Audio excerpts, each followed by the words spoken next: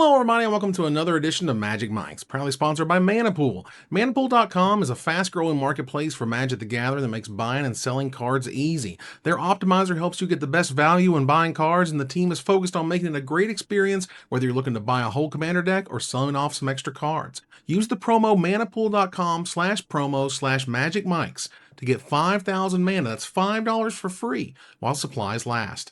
I'm Evan Irwin. We get started each week by saying hello to my two co-hosts. Power Dragon. What's up, everybody? I had to fight some scammers off with the bat and still got here on time to hang out with y'all. Man, Ruben Bressler. Fight them off with a bat. That's the wrong comic company. You have to fight them off with a different superhero. Nice. That's true. That's true. Now, if you missed our pre-show, patrons get access to our extended version right after we're done here. And I would note that Mana Pool promotion will be ending sooner than you probably were expecting. So get on that free money. And I've actually seen multiple people on Reddit, unprompted, been like, I've been using Mana Pool and it's awesome. Nice. So just throwing that out there, y'all. If y'all haven't gotten your free money, figure it out. I'm telling you, lots of cool little features you're not used to. Because, like, we didn't know it, but TCG Player was kind of basic. It just had a lot of stuff on it. I think the thing is that TCG Player, I think, is kind of rested on their laurels a little bit, you know? Absolutely, because there wasn't competition. Right. So not quality competition. Right. They just kind of steamrolled, and they gave all these stores the option to sell online, and then they just sold to eBay, and they took the money and ran. And now it's like, well, we ain't got to work that hard. We'll just leave the technology the way it is. Then we got this scrappy, up-and-comer. It's like, no, let's make a good experience. Let's do a cool promo. And here we are. One day I'll have to tell that story. I almost ended up working for TCG Player.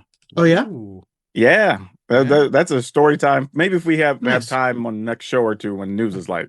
I probably have applied at TCG Player. Although, Evan knows this, that before I first worked at Star City Games, I wrote for the TCG Player blogs. If you remember the TCG Player blogs. Yeah. My first podcast appeared on Brain Burst. Ooh, yeah, there you go. Yeah, so we old around here. Oh, yeah, I'm not gonna out geriatric you two, but it's still pretty old. It's pretty old. Well, look, there was a World Championship this past weekend, and one of the things I brought up, my first bit, because I'm here to complain about things, which is I was like, oh, cool, it's the Magic World Championship, and they're like, the Magic World Championship 31, and I'm like, okay, it's the Magic World Championship 31. I don't know how often we referred to it by that number. By number? We've referred to it in the past via Roman numerals, which I've seen. Super Bowl, Roman numerals. I also understand that the Magic World Championship 30 would be triple X. Not always the best look, right? I understand these things, but I feel like we should just say it's the year, just the 2025 World Championship. Like, is that bad? Was that not good? I thought that was a little strange. I remember could go either way. I feel like they've done 20. I feel like they announced 25 for some reason. That sticks out in my head. So I feel like maybe we've been doing it for a little while. Right. A big thing. I mean, I remember a lot of Roman numeral ones. And I get why they do the Roman numeral ones. Yeah. I also, obviously, the Pro Tours used to be named after cities, but that got confusing when they kept visiting the same cities over and over again. Right. So it's like which Pro Tour New York or which Pro Tour Chicago or which Pro Tour Paris are we talking about? So I understand why they switched away from that. With the Magic Championships, numbering them does make sense.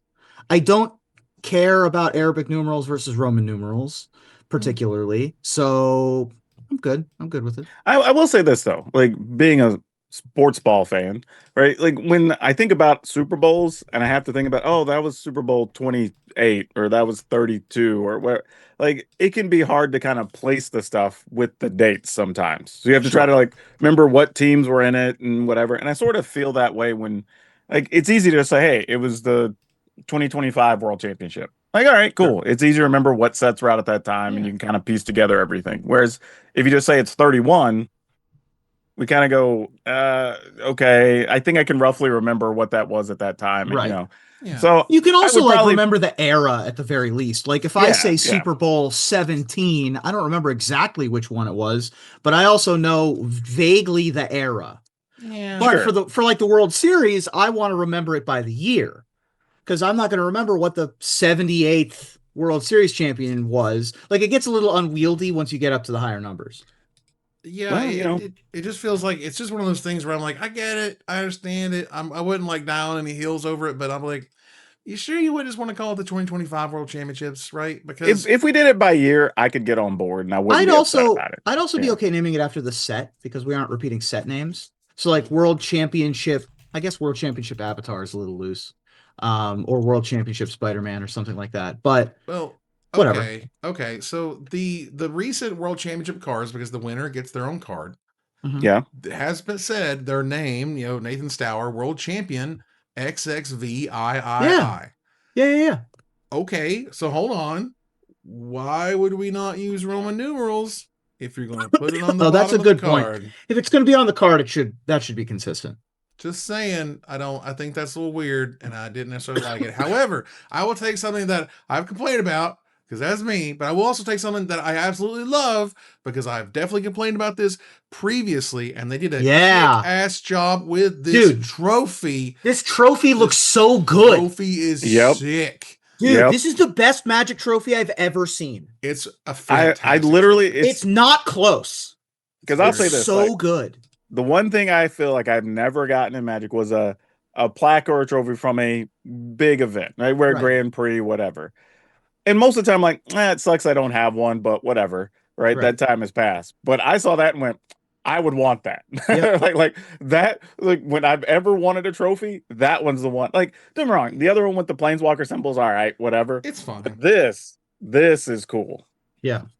This is the type of thing that like it's worth investing the money in, because it makes such a really cool dynamic part of the event that you can have this really awesome trophy. They made a whole piece of content about how it was made, which is another awesome thing for marketing. B, the winner's going to show this off forever and ever, which is super cool. Like I love this. I know it probably was not cheap. But you also get what you pay for. Trophies shouldn't be cheap. And it's a damn fine custom way to represent the world championships of the game.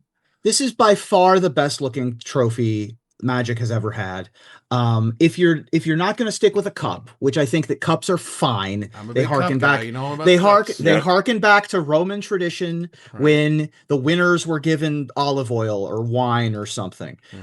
So whatever. If you're going to do a cup, then great. If you're going to do a championship belt, like a wrestling tournament or a boxing event, also fine, because that's like that's a vaguely understood thing. Yeah, it's a recognized item. It's a recognized item.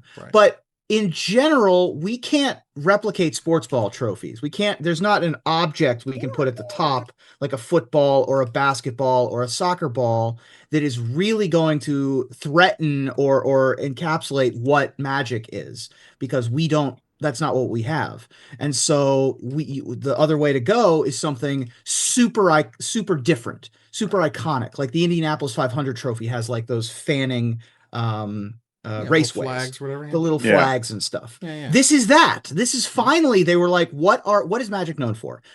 I mean, the Black Lotus. If you ask a normie anything about Magic, the only card they might know is the Black Lotus. Right. So let's make the best looking, most gorgeous, artisan crafted Black Lotus trophy we can possibly make. I think it's perfect. So here's the question. Do they run it back next year for the next World Championship? Yes. Yeah. 100%. Absolutely. I got no problem with that. I just want to just like throw it out there. Is this something that they should be working on a different design, or are we cool with I will say this though. The design is so clean. Right? Like it's minimalist while still being able to have like the ornate piece on it. Right? It's just the wire frame, which is really cool. Like it's an elegant trophy, which is something I don't think I've ever said about a Magic trophy, but it is a very elegant trophy, the way it's designed. And honestly, even if you did half size of these for like Pro Tour wins or whatever, I'd be okay with. And then like your World Championship is the big one. Like I'd be fine with that too. I'd also be okay with Moxen as trophies for smaller events, and the Lotus being the trophy for bigger events, much like you have bracelets for the World Series of Poker and rings for circuit events, for World Series of Poker circuit events. Having smaller, similarly crafted but differently themed items would also work, and Moxen are another part of Magic lexicon and lore. So, but I also like the idea of smaller flowers. Get some lotus petals. Sure, lotus petal, great. But bottom line is, do not change a thing. This is gorgeous. 10 out of 10. No notes on the trophy, for real. Yeah, if there was ever no notes on a trophy, this is one. And as someone who has ranted and raved about trophies, y'all did it right. Fantastic. Tell whoever's job that was to choose that was very much on the nose. Did a great job. Okay, so want to talk a little bit about the top 8. The fact that there were 4 boomerang basics in 7 of the 8 decks, right? Yep. The blue talent was everywhere all the time. Storm Chaser. Yeah. Because boomerang basics with Storm Chaser's talent itself is just became the best thing. And so there's a few ways I think to look at this. One, I don't think the format is. Oh, we're gonna need like 10 minutes. There's a lot. Need a minute, but just to get it out there, because we've been around a long time, y'all. And I've seen results like this. Now, just particularly because this is the World Championship, I would say that. So what's going to happen is you're going to have the absolute most tuned things to do the most powerful interaction that the pros think they've found, which is essentially the boomerang and the storm chasers and the grand and so on. I think Seth Manfield and that team went a little bit further with the monument, because I think the monument was the real key to break those mirrors you're going to be seeing the entire weekend. So that was super cool. But that deck was dominating, and it was a lot of mirror matches, and we saw a bunch of mirror matches, and they ended up being the mirror in the finals and so on. But I think the deck was cool, but it also paints a giant target on itself. There's lots of ways to disrupt it, and there's lots of ways to hate on it. And so I think what you see now is you're going to have this real boomerang effect of like, you know what's good now. You really know what the pros think is the best interaction, and now you're going to play whatever doesn't let that happen or get ahead of itself. Yeah, I think to your point, with it being the World Championship, there was only 126 people or something qualified for it. So fairly small field, and a lot of these players are testing on groups of 8, 10, hell, some of them 16 people, which is a significant chunk of the field in each one of those testing rooms. So if they come up with anything that they think everybody else is going to be playing, we just want the best version of this so we're not falling behind, right? Yeah. And we also know that pro players tend towards certain decks or whatever anyway, right? That's already kind of pro players are going to tend towards like blue-red spell-based tempo decks. Oh, yeah. Have a 52% against the field in every matchup, because that's what they like to do. It'll happen over and over again. Delver is always going to be popular. But I will say this too, though. If you go through and break down the results, there were some Golgari decks that actually performed pretty well against the Izzet decks. A couple of different ones. They probably just had bad draft rounds or whatever, and didn't even make the cut. But that's something else to figure into this too. I mean, hell, I played. A matter of fact, I think I have a video going up tomorrow. That's basically I'm just rolling these in best of one with stupid gruel with scavenging ooze. Yeah. I mean, you need to up the graveyard hate. I thought one of the fun things out of the weekend was Grandcestral Recall from Accumulate Wisdom, firing off for 1 blue mana. If you have 3 spells or 3 lessons in the graveyard, Grand lets you play 1 blue for it. If you have the artist talent out, you get to pay 1 blue for it. So it's a whole thing after you upgrade it and so on. But the point is, 1 blue mana to draw 3 cards is a thing you can do. Yeah. But Even when if you you kill gotta a work grand and you make them pay 2 to just get 1 card, like the deck looks real pedestrian, let me tell you. For sure. It's not, not doing that. But. When you can pay 1 blue mana to draw 3 cards, the deck is incredible. But just like when you could, shut down you could shut down a treasure cruise by getting playing a rest in peace or whatever. You can shut this down with scavenging ooze and removing grand from the field and stuff like that. This is not the end of the world. It's a small field tournament. And by the way, for a small field tournament, 18.3% of the field being the highest number of a standard deck is pretty low. That's a pretty healthy. It's a fine percentage. I agree. That's a pretty healthy standard metagame, especially for a small field tournament. For a small field like that, it is that kind of surprising. I was very pleased with the metagame breakdown here. I mean, Boomerang Basics was the most popular card in the field, but the second most popular card was Badger Mole Cub, at least from the new sets. Yeah. Badger Mole Cub being green means that it wasn't even in a lot of the Boomerang Basics decks. So players are playing lots of different things all across the different types of metagames that exist. So I think that, it is good for there to be a best deck.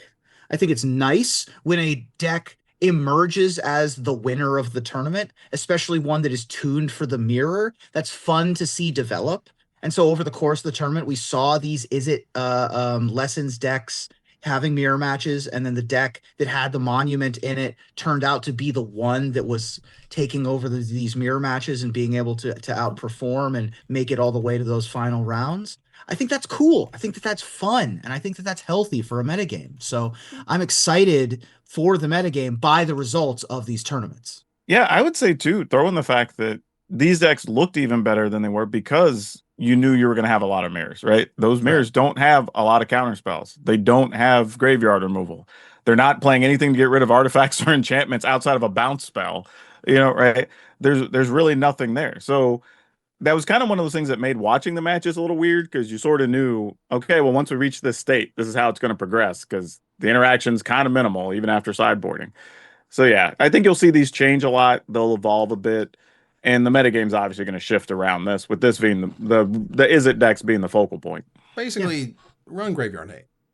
There was not enough graveyard hate in the field, clearly, and focusing on that just cuts off a lot of its power, essentially. Well, one of the silly things that came up a lot was the lessons that they're using to get rid of creatures can't target planeswalkers. Yeah. So you'd see like a Ral hit, and then it was just all right, Ral would mess them up. Yeah. So Ral's just going to do some damage now, Yeah. So now we got to cover the controversy because, man, there's controversies all over the place, aren't there? And Seth Manfield was the champion of the event. He won 10 years ago. He won in 2015. Now he won in 2025. And that makes him one of only 3 two-time champions, right? Right. But Shahar Shinhar did it back-to-back, which was impressive. So just to be clear, before we get started at all, this is not going to take anything away from that accomplishment. Of course not. Seth is unbelievable. The man went 0-2 undefeated. Didn't lose a game in the top 8. Just flew right in and said, thank you, I'll take that. Imagine going 0-2 in any event you've played in and then having to win out and then win complete out through top 8. Unreal. The man is amazing. Seth is an incredible player, super cool guy. All right, cool. Well, what happened essentially is that he played a Boomerang Basics on, I think it was the Endurance, what do you call it? The talent. The what? Was it the artist talent? Was that what he was targeting? I can't remember what he was targeting. Forgive me. He was targeting a Boomerang Bases with something, right? And he's of his own. Of his own. Yeah. And he said, hey, after a second, he said, can I take this back? And he asked. Ken Yukuhiro said, okay. Sure. Judge said, okay. And then the world lost its mind, and how dare they do that, and so on and so forth. And I want to read a little bit here from PharmacistJudge, longtime supporter of the show, great guy, well loved in the judge community, knows what he's talking about. And he says, look, I'm going to weigh in here. The policy that covers this was made in 2018, and the line is drawn at information gained. People are arguing that Ken allowing the spell to resolve is information gained, and it is not. When you look at that board state, and you importantly look at Ken's deck list, which is open information, Ken has blue-green and / black-green mana and a Cavern of Souls. His deck list has Bitter Triumph, not relevant to the situation, and Urgent Necropsy, which he can't cast. And he's already cycled his 1 copy of Webstrike Elite. So this takeback is allowed because of the World Championship. This is a rare time where deck lists are open in public, so Seth knows Ken has no responses because he's seen the deck list. So Ken saying something resolves is not information gained. Okay. If you allow that it resolves, and again, this is PharmacistJudge, if you allow that it resolves as being information, if the player has no potential plays, players are incentivized to say it resolves as fast as possible to close the takeback window. This makes the tournament environment way worse. You know the rules lawyers out there. The rules for takebacks are part of the tournament rules. The tournament rules are the same, and this to me is the most important part. They are the same whether you are at F&M or the World Championship. If you want little Timmy at F&M to have some takebacks, you must allow the world champions to have that same courtesy. Consistency is key, especially when writing policy. So, again, is it weird? Yes. But I would also note, no one here, virtually no one listening, but if they are, high five, but virtually no one listening knows the pressure, the unbelievable pressure of playing in that type of situation and playing in front of tens and tens of thousands of people, all the people in the room, all the people that you respect and care about, all your teammates, anyone who's watching at all from Wizards, the team that is literally commentating on every single thing that you do and every move that you make. If you do something weird and or dumb, quote unquote, and the other player is okay with it, the world doesn't end, and it didn't really change the outcome, quote unquote. But even if it did, again, this is, to me, the most important part of that whole bit was you need a policy that works for FNM and the World Championships. And I'm okay that exists. Yeah. Yeah. In the moment, it felt like there was also some other confusion about what was going to trigger or not trigger or whatever. And so, I mean, there could have been other stuff there, but in reality, again, no information change. The outcome of the game is not going to be affected greatly because of that, which is the other big thing too, right? He takes it back. No other actions have been made. So I get it. If you have never played competitively or you're a casual player that just kind of watches competitive stuff every once in a while, it's usually pretty smooth, right? So anything that does, take 5-10 minutes for judges to resolve or whatever and come back and fix the thing or whatever feels kind of weird, right? So I get how you can look at it that way. But at the end of the day, even if we say, all right, he loses that match or whatever, I mean, he didn't lose any others all day. You know what I mean? Like let's give him a loss. He's still probably going to be the number 1 seed. He's still going to sweep the top 8. Okay. You know what I mean? Like, what are we really complaining about? Yeah, I don't. Also, this is the eventual champion and a former world champion against the current player of the year. By the way, congrats to Ken Yukuhiro for player of the year, which we didn't talk about, but we might talk about later. These are 2 very experienced Magic players. So if they, playing the game, aren't bothered, if the judge watching the game is okay with it, if everyone in the room, if no one runs in and says, wait, hold on, Marty, we have to go back to the future, then it should be fine. And the outrage was shocking to me. Maybe not outrage. The outpouring of opinions was shocking to me on this one. And I do think that there does need to be some level of difference between refereeing a game at the highest level and refereeing a game at your local FNM. I think that you're allowed to have some differences there. But also, we're playing a game, and there should be some similarities as well between the two.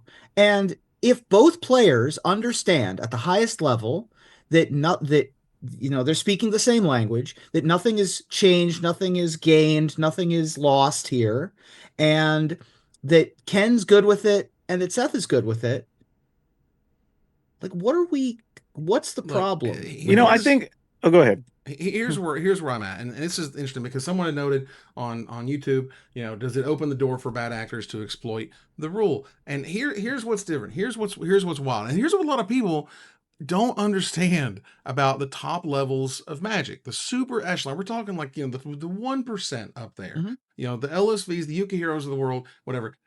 If you just knew the respect that all of these guys have for each other, it is absolutely immense. These rules lawyering pricks that you play, they would try to just get every little jab and whatever. They don't play that way. They don't want to win that way. Most of them don't get to that level. Right. They never will. But when you do, you understand, you have such respect. And the last thing you would do is try to rules lawyer out something when that's not how you interact with the world at that level. There is a very short list of people that Manfield would have asked, and there's a very short list of people that Yukuhiro would have said yes to. We just happened to be lucky enough to see them both playing at the same time, and for this moment of humanity to appear on coverage. To me, this is an optimistic moment. To me, this should be looked at later as a coverage moment of the year, where we were lucky enough to see 2 of the greatest players in the world have a stickball moment, have a little bit of a kitchen tabletop moment, that they didn't jailhouse each other, that this is let's do a little bit of takesies backsies together, a little bit between friends here at the World Championship top 8. I think that's awesome. That makes me feel good about the people who are at the very top. I mean, the other option is, let's say it was a mistake that he had to be held to and it affected the outcome. Like, is that the result we want either? That's what I was You're saying. right. Like, do you want somebody to lose just because they misspoke or played too quickly or whatever? And like, that's. You also got to remember, Seth's probably not sleeping a lot with kids at home. Like, that's probably true. He's got dad brain. Like, there's other factors here. So, I think Ruben, though, you do bring up a very good point. I think if you go back and watch it, Ken doesn't even have a reaction to it.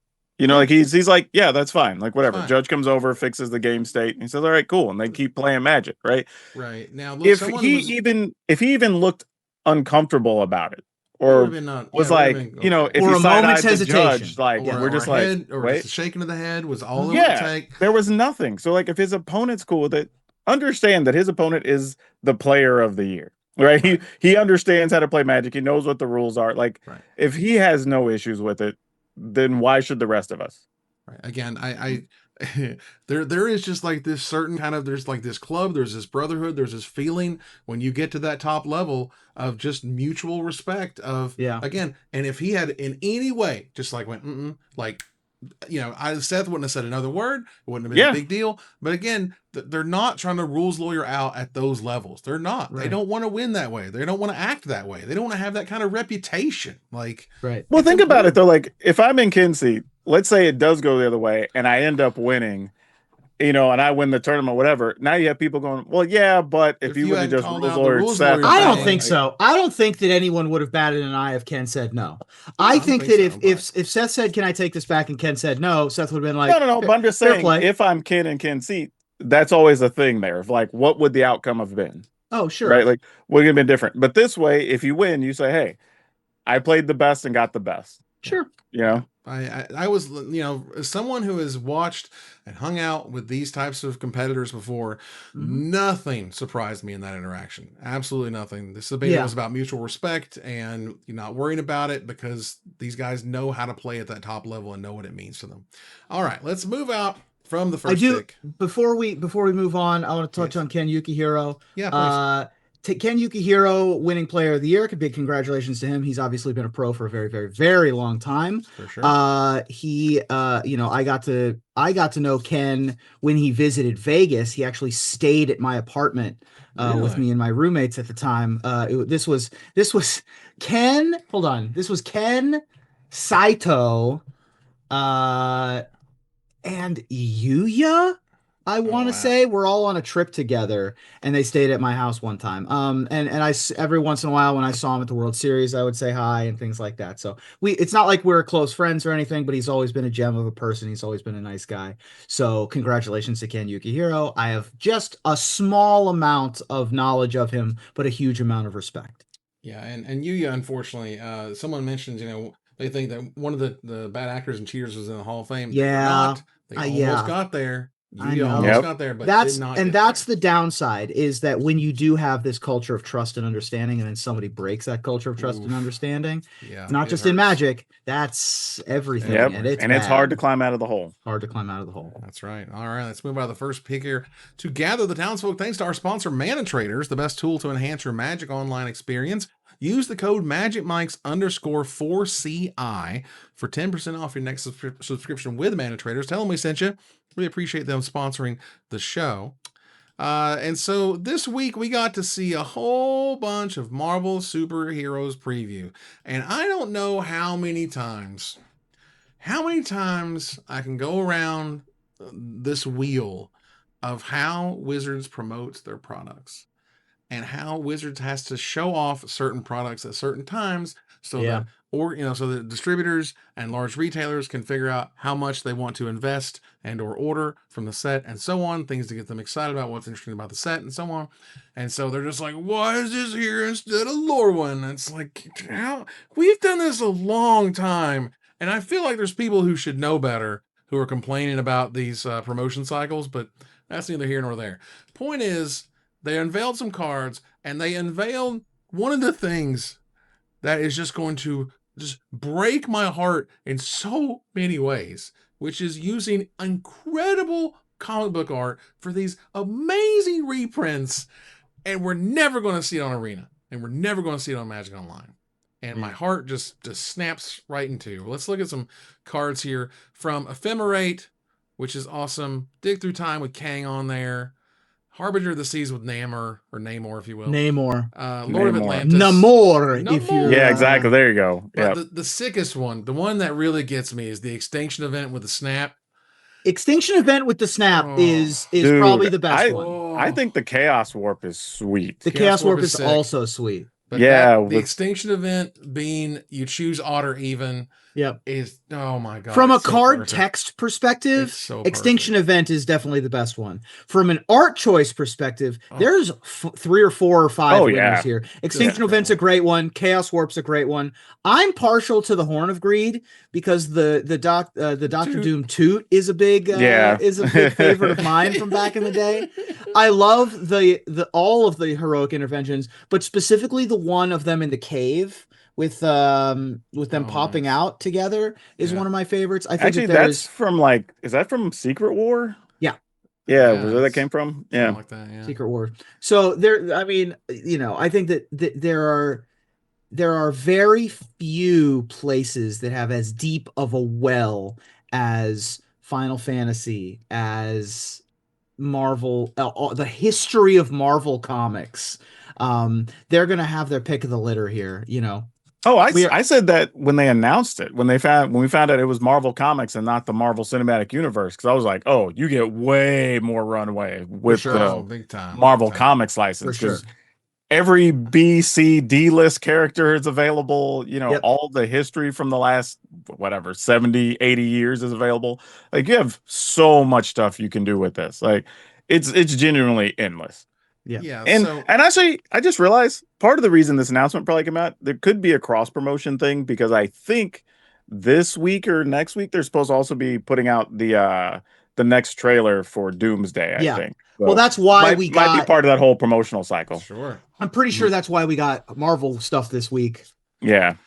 Right before the holidays. Right. Instead of Lorwyn. Anything here that has really cool comic book artwork on it, we're not going to see it on any digital clients. These are likely going to be much like the Spider-Man, special set, part of the print run. You don't see it. It'll be here.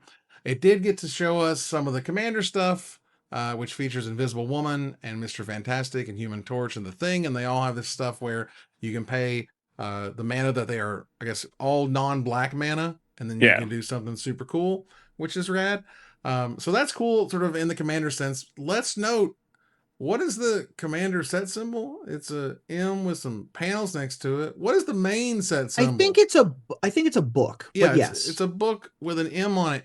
What are we doing? Book? I think. Who thought this M on a book thing was the best they could do? Yeah, I don't like these. So one of them is. I guess it's supposed to look like comic panels on the right. I think so. That's what I was expecting. Yeah, but again, what is this M on the main set thing? I don't get it. It's not very good. I don't get it. That's being polite. We're being. I mean, I'm being real. Nice. We're being nice. Do you want to go to the free show? Polite. I cuss a little bit, but seriously, this is very disappointing.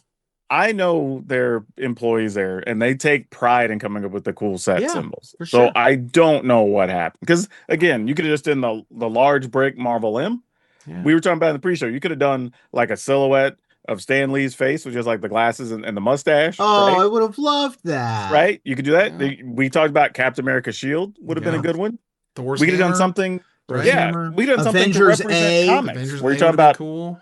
A pin or a paintbrush. And also the stamp that is in the upper left hand corner. It's like 10 cents on it. You could have done that, right? Like there's a bunch of thing. Things. Yeah. So it just felt weird that this is where we land. And maybe in their head or like it looked like a certain thing, and then when it got on a card, the execution just didn't land. Right. Maybe, because it sort of feels like that. But this was meant to be a thing. Because now that I'm staring at it, it's like kind of an open book, like an open. I get it. I get what it's like. It's an open, comic I get book. what it's doing, but it takes a while to figure out what it is, and that's not good.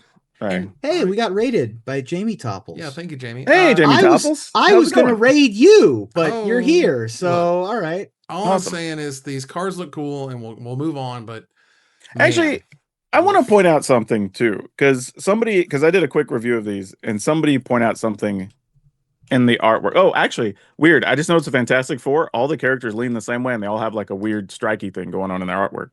Weird. I don't know why. I just literally just noticed that while we're talking. But somebody had sort of like, oh, this is just slop and it looks like AI and blah, blah. I was like, no, this does not look like AI. No, like, I wouldn't say that. AI is getting harder and harder to discern. Don't get me wrong. But this very much, as a set, from what we've seen so far, has the look of some classic comic style stuff mixed with almost like I got the vibe of the old Marvel trading card set stuff. Is sort of what some of this artwork felt like to me. So you can tell where some of the inspiration is taken from, but this is definitely not AI art. Like before anybody even starts that. Yeah, this incredible old artwork I got on the screen right now, that ain't AI. Somebody put pure rage in that thing and turn it to 10. It was fantastic. Yeah. So getting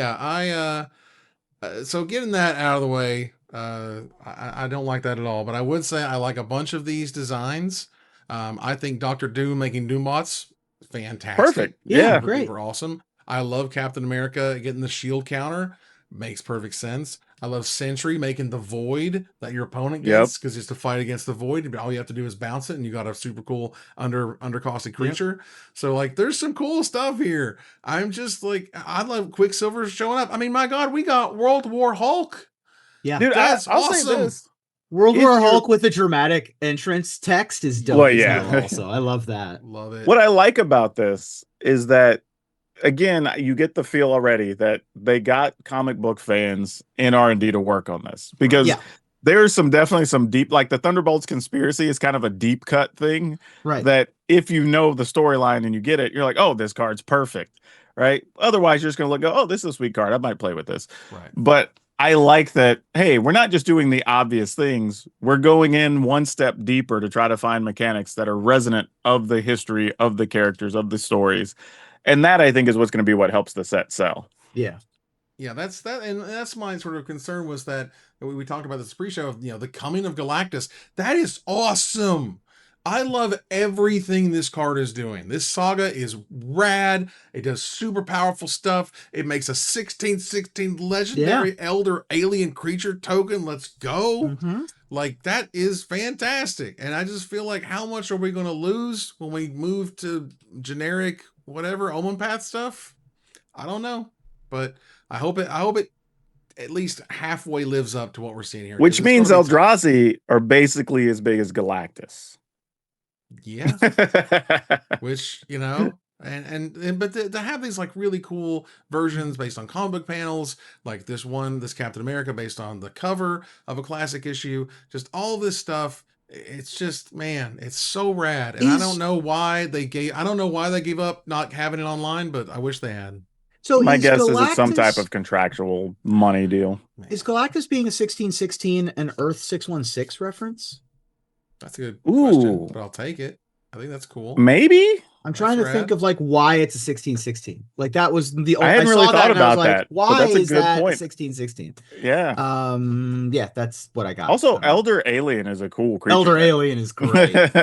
Elder Alien is nice. But there's a lot, like you could have Watchers that are Elder Aliens. For sure. Right? Like the Beyonder, whatever. Depending on how deep they want to go this set or the next couple sets. Yeah, for sure. Yeah. And there's some cool, cards in here I want to point out. For example, Baron Helmet Zemo rather. Baron Helmet Zemo is a really cool card. It's 3 black for a 3/3 rare legendary human noble villain. When you cast a black spell from your hand, he connives. Yeah. And it has this was cool. I like this text. It has a really cool boast ability. Let's take a look at this. Boast, which if you recall, you activate only if this creature attacked this turn and only once each turn. Okay, let's pay attention here.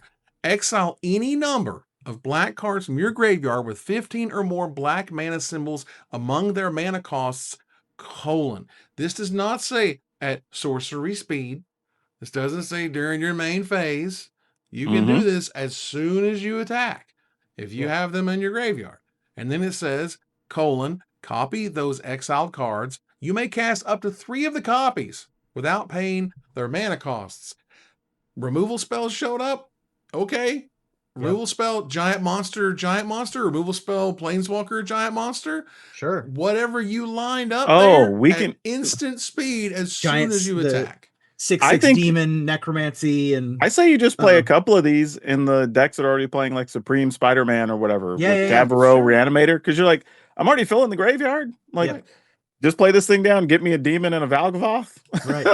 like get a Valgavoth. There you go. Yeah. Right? Which is fantastic. Why not? I like that. Yeah, I mean, I think arguably maybe, you're exiling your own stuff out of the graveyard, which can get a little messy because you're kind of removing the stuff you want to reanimate or whatever. But sure, but there's also stuff like Insidious Roots that triggers off of that. Yeah. Also true. So there's going to be some really cool stuff in there. Doom Reign Supreme is a really cool edict effect, which is nice.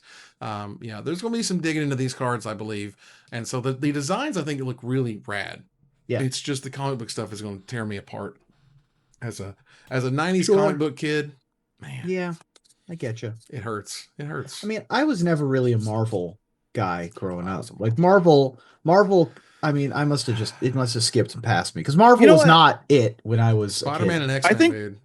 I think what I came to as I got older was understanding that DC was often lauded as having the better writers, right? Like that was kind of always the thing, right? We get top end writers to come write these stories. Right. Yeah.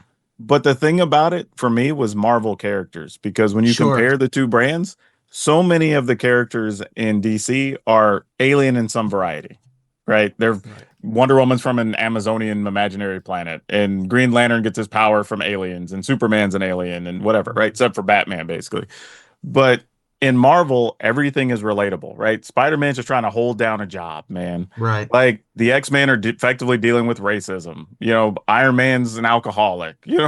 Those were things I think that were just more resonant and relatable to people, even if the writers weren't as high a caliber. And I think that's why they always had the lead when it was like which ones were selling more books. And I was kind of the odd kid out because I loved Image Comics. I was just a huge fan of Todd McFarlane and Jim Lee and whatnot. Yeah. So I'd follow those guys to the ends of the earth. And so I went right over to Image and bought all the Youngbloods and the Wildcats and Spawn and all that stuff. If you could buy your books on time, because man, they had some books, you get issue 1 and issue 2 don't come out for like 6 months. Are you talking about Youngblood? Because Youngblood was ridiculously late. All of the issues were so many late. Other books were. They had a bad problem when they started. You know who wasn't? Who was never late, not one time. Eric Larson, who did the Savage Dragon. Savage Dragon. I had all those. Every single month made his deadline. Every single month. I don't know how, but he was definitely the one. Every single time. But dude, any of the Authority related books or whatever, like they had a gap in the beginning and then they kind of caught it later and then it was great. So good series if you haven't read that stuff. For those of you that are currently up on Marvel Comics, if anybody needs any of their comics signed by Jackson Lansing or Colin Kelly, I know them both here in LA, and I hang out with them. Well, that's kind of a random. I'm sorry, we're just going to go ahead and drop them names. I mean, if you're aware of Colin and Jackson, you got to pick those up. Well, I met them when I first moved to LA because I was running my D&D show, and they were running Vast over on Geek and Sundry. Oh wow! And so I became very familiar with them, and I was over at Colin's house recently for his son's birthday. Wow! So that's great. Let me know if you need your what did they do recently? The new Captain America, right? He did. Casual name drop. Sentinels of Liberty. If anybody's best friend with Jim Lee, let me know. I will say this though, Stormwatch and Authority worth reading because they apparently are going to get some stuff in the new DCU stuff, which is pretty cool. Old Image series that is totally worth the read if you haven't read it. The new Supergirl poster came out today, and saw that. Yeah, and pretty exciting stuff. All right, let's move on here to just a little bit of splash damage, just a little bit. One, I think this is kind of hilarious. There's an announcement for a new Star Wars digital CCG that is about as generic as you can possibly write it. If we're going to make a CCG for these platforms with Star Wars characters, see you later. And that's it. There was your announcement. Thanks, guys. It's hard for me to be excited about a Star Wars game, digital or paper, at this point, because this is the 8th one, and I mean the bajillionth. And none of them last long. Like they're hot for 6 months and then fall off steadily. Like I expect it's going to be the same thing here. And it's weird too. Why not partner with your brand that's already making your paper product. Like they already have the art assets and everything. Like they've already got the designs. You know what I mean? Like they got the designs, they got the rarities, they got everything ready. Like I just don't understand this. This is a weird business decision to me. Why wouldn't you just plug and play what already is there? Works? I don't really get. Again, maybe it's a money thing. Maybe certain people want power or control over the thing. Like I don't know. It's always a money thing. Yeah, but it's weird, man. It's weird. Ruben, it's hard to be excited. Tell us about Riftbound, buddy. Hey, man. Look, we've talked about hashtag that Hearthstone money way back in the day. Y'all remember that Hearthstone money? That's right. We've talked about the rise of Marvel Snap. We've talked about Flesh and Blood coming. We've talked about Lorcana coming. Today, right now, One Piece card game, the Bandai system for sure. We've talked about Pokemon over the years. We've talked about Yu-Gi-Oh! Over the years. Yeah. Right now, at this very moment, the highest rising CCG in the world is Riftbound. Yep. Demand is through the roof for Riftbound in the United States and overseas, especially in China. It is gangbusters. And when you've got Riot money, you can have a 5-year plan that can threaten the big dogs like Magic the Gathering and Pokemon. So Riftbound is very popular, and they just had a regional championship qualifier in Houston that I believe had more than 300 people in it. It sold out pretty quickly. They had a regional in Vegas about a month ago that also sold out. These are very popular events. People cannot find the product that they need. Well, I mean, they can, but it's very, very popular. It's a really interesting system if you haven't gotten a chance to play it just yet. It matches up with League of Legends fairly well in terms of theming. They've done a decent job of teleporting a 4-player commander-ish casual game into a competitive format. So still some growing pains trying to port that over, but these championship events are tournament level, competitive events. This most recent event was interesting because it was won not by one of the 2 most popular decks in the room. Kaisa, Daughter of the Void, is the most popular deck, which is sort of a resource management cheating kind of deck where you play big spells, but you don't have to pay as much for them. I'm summarizing here. And then Master Yi is the second most popular deck, which is make a big thing. And it's very difficult to deal with the big thing, especially when it's at the location that cares about the big thing. But Annie is more of like a tempo spell slinger kind of deck, where you play a bunch of 1-drops and cantrips, and you get to untap your lands or your runes. And it's a pretty interesting deck. So the metagame appears to have shifted slightly with this Annie Darkchild deck winning. And if you get a chance to play the game, I recommend you give it a shot because it is a good time. Is it going to unseat Magic as my favorite card game? Of course not. I also don't particularly care about League of Legends, but is it a good time? Is it a different game system? Is it also going to be something that people are talking about for the next couple of years? It is. So you should give it a shot and give it a little bit of your time. I would note that right now, the prices are super high. Oh, for sure. And they're crazy printing more. They're going to print a lot more. Yes. So if you can wait, you'll get it at some decent, MSRP, whatever type prices. But if you got to go, you're going to pay extra right now, just so you're aware. It's also like you're jumping in during their first expansion. Like Magic was not very good when it was just alpha. Like, sure. But they've got 10 sets. So I think the game still plays well. It's not a bad experience by any stretch. I think it's quality. I said before, when I did the demo pre-launch, and got to see it and talk to the people, I think it could, for a lot of stores, be the number 3 seller for a lot of things. I think that's very possible. Because it's the hot new thing. Yeah, I think the only thing to look at will be, does it sustain its popularity beyond the competitive scene?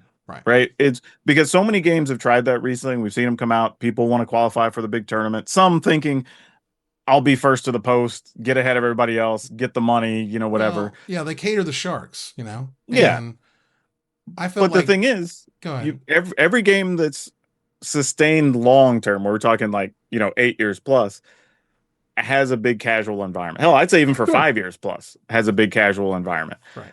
So you have to capture that part of the audience. And so far, we haven't seen that. Even on the local level, I've seen some people buying it. Not in the United States, but in China, they have. Yeah. Yeah. So we have to get to that point. I think if you can get there, I think that's where the longevity lives. But the game is pretty cool, honestly, and it's worth checking out if you haven't played it. I mean, sure. the alpha of any collectible card game is usually good and money. The alpha of a well-known IP that's not a card game, like right here, it's going to be fantastic. But it to me, it reminds me like of restaurants. You know, like that first year of a restaurant, you can't ever hold the rest of its existence against that first year. Sure. Because everyone, it's the hot new stuff. Everybody wanted to go try it. Did they ever come back? Oh no, because that's where we're at. People are going and trying Riftbound. Don't talk to me when you're at your first set. Talk to me when you're at your third, your fourth, your fifth set. Then we'll see what your player base looks like, what your organized play looks like. Do they have a digital client out by then? Who knows? Question mark. I don't know. But the question is how far are they going to try to go into sort of the social things versus the competitive things? Well, I mean, I tell people, look at Star Wars, look at Lorcana. Like, they came out the gates firing, had a bunch of people excited, had some competitive events, right? But the casual portion never really caught on. Sure. Even for Lorcana, which everybody thought was going to be, they also immediately were like, okay, we're going to do these championship events. We're going to do these big regional events, right? It's like, okay, but what are you doing to get people to play at the store level? Right. Because again, people have been buying Pokemon for years that never have played the game. Right. Or played it incorrectly because they don't even know the official rules. Right. There's tons of people who buy Magic that never have played an official Magic tournament. Right. Oh, for sure. You need that to sustain that long period. So we'll see. I think they can get there. We'll just see if they get there. Yeah. I mean, I've never gone to I've gone to game nights where we play a couple board games. I've gone to card nights where we play a couple card games. But I've never gone to a house and been like, you coming over for Pokemon night? Or like Yu-Gi-Oh night at my friend's house. I go over to my friend's houses for Magic night all the time. Yeah. Sure. Will you go for Riftbound night? I don't know. That's what I'm saying will you go for Riftbound night? Right. And that's the question. And I think, again, the first time you asked me that, let's do it. You know what I mean? I want to know. Sure. Let me experience when I'm in. Right. People want that first taste to see what's happening, how does it feel, how does it play, whatever. So we're right there. That honeymoon there is wonderful. It's great for every card game. You get to discover it. You get to find the things that are most busted for anybody else, quote unquote. You get to find the strategies and figure it out on your own. That's brilliant. I love that. That's great. And they've got a whole lot of Magic people that they siphoned off of Wizards to help make this thing run. And at a lot of levels too. Judging, I had people, OP, stuff like that. Yeah. I had people that were mad at me because I wasn't a believer in Flesh and Blood. And I said the exact same thing. Mm-hmm. What are you doing at the casual level? Right? Yeah. Everything was about, we're going to run this pro tour and we're going to do all this and whatever. And then like, look what happened. Right. Yeah. We've seen this literally for 25 years at this point. Like there's a pattern now. Right. Flesh and Blood for me had it's still out there. I think it had. Yeah, it's still making money. Had two releases this year versus the. It had a big booth at PAX. Mm-hmm. Right. And it's also because, collectible card games are incredibly profitable. You know what I mean? Like you're literally printing money. But, again, it feels like that's kind of petering out. And it's not for nothing. I feel like Flesh and Blood is one of the worst learning to play experiences I've ever seen. The fact that you have to go again on literally everything all the time just seems so dumb. I don't even know where to begin. Sure. So that messed with me a lot, personally. I think it was hard to play. And to wrap up trading card game talk that isn't Magic the Gathering, but is Magic the Gathering related, I highly recommend you guys check out Cataclysm Arcade, which is BDM's new thing. It's awesome. Yeah. Yep. Play a trading card game out of a booster pack. How cool is that? Booster decks. You can just open the pack and then open a booster pack and shuffle it up and play. Which it was great. It was a really excellent experience at PAX, and I recommend you guys check that out. Very nice. All right, let's move on here to the finisher. Go ahead and turn that corner here. Now, the first of the Lorwyn stories dropped this week. Go read them, because that matters. Those metrics are important for them. But for the first article, spoilers, 4 Strixhaven students get tricked into Lorwyn and accidentally awaken, the carrier of Twilight. Now, I done messed up a few times in my younger years, but I never tripped and fell and accidentally triggered the Great Aurora. So tell me, what was your biggest mistake in college, Ruben? Yeah, I was trying to rack my brain about what happened in college specifically, but I did remember that in freshman year one day, after a night of partying, I woke up looked at where the sun was in the sky and then looked at the time and hurried to class only to find out that I was 12 hours early. Like it was 8 p.m. Oh. Yeah, Wow. that was bad and embarrassing. But at least now I can see if a game state is day bound or night bound. So fair. Like that. Very nice. Very nice. Power Dragon? All right, so mine wasn't college, but it was high school. When I'm either 16, 17-ish, driving girlfriend home with a buddy, late night. It's midnight. We shouldn't have been out, but whatever. But a cop pulls us over and he decides to question us, does the whole like, hey, here's a flashlight. You kids have anything in the car type thing. And I'm like, nah, man, you can check the car. We don't have anything. We're just taking people home. Gives us some questions, run the ID, lets us go. But then after we're getting home, we had some plans the next day. So we're going to get out, put some stuff in the trunk. So we have to load stuff in the morning. And lo and behold, it turns out his parents left a 12-pack in the trunk. Of beer. Yeah. Yikes. And that's where I started thinking, we could have been screwed if he actually searched the car. But fortunately for me, when the opponent searched the deck, he failed to find. Oh, very nice. Well, look, in college, I bought my dream car. All right. Literally a bright cherry red stick shift late 90s Honda Civic hatchback. It was beautiful. And I totaled it 3 days after I got it, which I should have realized right then and there. Mono red aggro isn't just a deck choice. It's a lifestyle. Yeah, it really is, honestly. Turn them sideways at 75 miles an hour. Just kept going with the haste, you know what I'm saying? With the haste. And that ends another live episode of Magic Mike's. Thanks for joining us here to discuss all things Magic. Thank you, Power Dragon.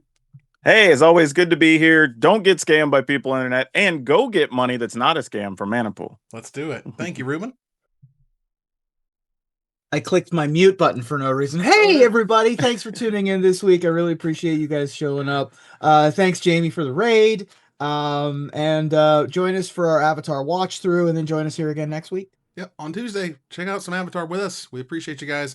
Move on here to our final slide. I want to thank our primary sponsor, Manapool.com. Go to Manapool.com/promo/Magic Mics. Get your free money. I'm giving you free money. I can't do it any better.